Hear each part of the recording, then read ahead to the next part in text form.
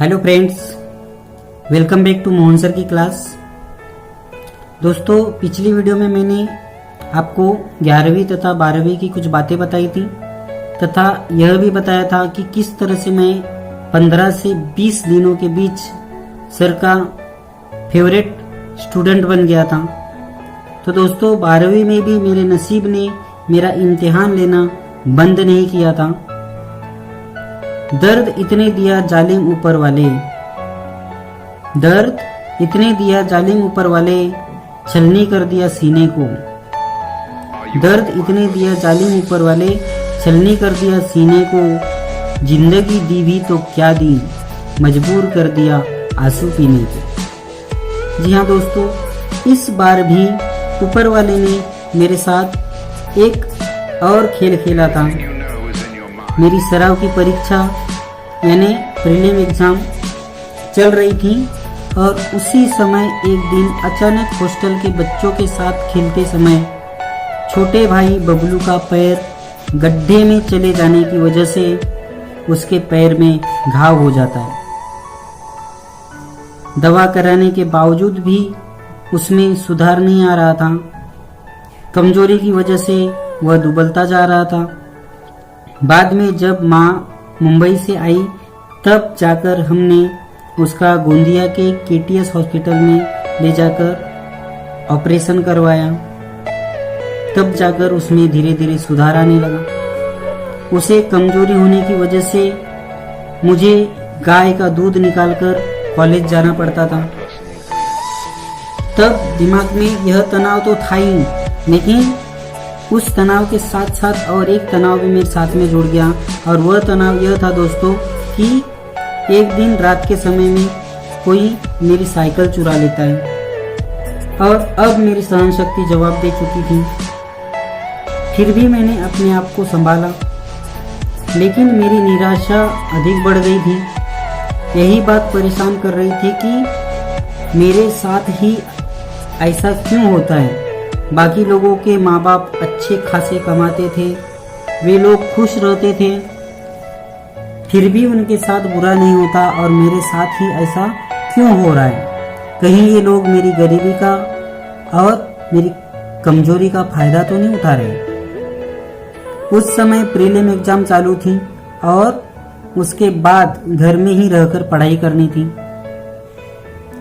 इसीलिए मैं एक सप्ताह छोटू की साइकिल से ही कॉलेज गया। लेकिन चिंता यह थी कि परीक्षा देने के लिए किसके साथ जाऊं या किसकी साइकिल से जाऊं। हमसे पहले हर साल परीक्षा का सेंटर आमगांव यानी 20 किलोमीटर दूर हुआ करता था, मगर इस बार सालेकस्सा और आमगांव के बीच कावरा बांध की कॉलेज में था। सेंटर का पता चलने से पहले मैंने सोचा था कि आमगांव में सेंटर मिलेगा तो मैं अपने बड़े भाई के रूम पर रहकर वहां से परीक्षा दे दूंगा, क्योंकि उस समय बड़े भाई आमगांव में ही रूम करके रहते थे और वहीं पर एक मेडिकल में काम करते थे। मगर यहाँ पर भी नियति ने अपना नया खेल दिखाया। हमेशा आमगांव में सेंटर होता, मगर इस बार कावराबांध में दे दिया।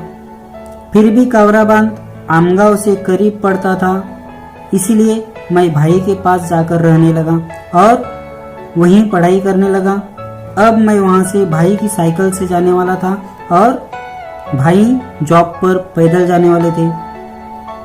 अब मैं वहां पर मन लगाकर पढ़ने लगा। उधर छोटू भी अपने पहचान वाले के घर में रूम करके वहीं पर रहने लगा। धीरे धीरे परीक्षा का दिन आ ही गया। वैसे तो कितना भी पढ़ाई करो, लेकिन पढ़ाई कभी पूरी नहीं होती। लेकिन मैंने थोड़ी बहुत पढ़ाई कर ली थी। पहले दिन मुझे भाई खुद सेंटर पर छोड़ने आए थे।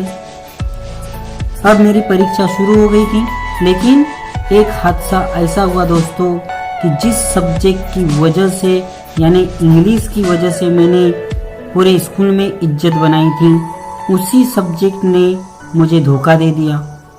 हुआ यूं दोस्तों कि जब मैं इंग्लिश का पेपर देने जा रहा था तब मेरी साइकिल रास्ते में पंचर हो गई और उसकी वजह से मैं सेंटर पर आधा घंटा लेट पहुंचा और उसी वजह से मेरा इंग्लिश का पेपर खराब गया।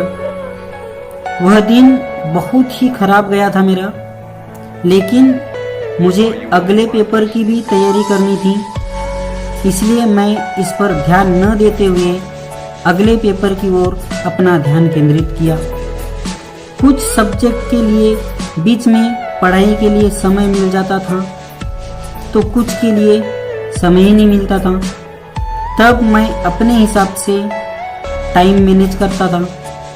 अगर पॉलिटिकल साइंस 3 दिन बाद है और उसके तुरंत बाद हिस्ट्री है, तो मैं 3 दिन में से पहला दिन हिस्ट्री पढ़ता था और बाकी 2 दिन पॉलिटिकल साइंस पढ़ता था। इस तरह से मैं अपने हिसाब से टाइम मैनेज करता था। और एक बात आपको बता दूं दोस्तों कि हिस्ट्री के पेपर में तो एक प्रश्न ऐसा आ गया जो हमें कभी भी पढ़ाया नहीं गया था, और उस प्रश्न की वजह से सारे विद्यार्थी परेशान हो गए थे, क्योंकि वह प्रश्न 20 मार्क का था। उसकी वजह से लगभग सभी का 20 मार्क का पेपर छूट गया था। तो दोस्तों, इस तरह से हमारी 12वीं की परीक्षा वहां पर समाप्त हुई थी और मैं पेपर समाप्त होने के बाद में फिर से अपने गांव आ गया और बड़े भाई वहीं पर अपना जॉब कर रहे थे। तो दोस्तों, इस तरह से मैंने भाई के पास रहकर 12वीं की परीक्षा दी थी। उसके बाद क्या हुआ यह बताने मैं फिर मिलूंगा आपको अगले वीडियो में। तब तक के लिए आज्ञा दीजिए। धन्यवाद।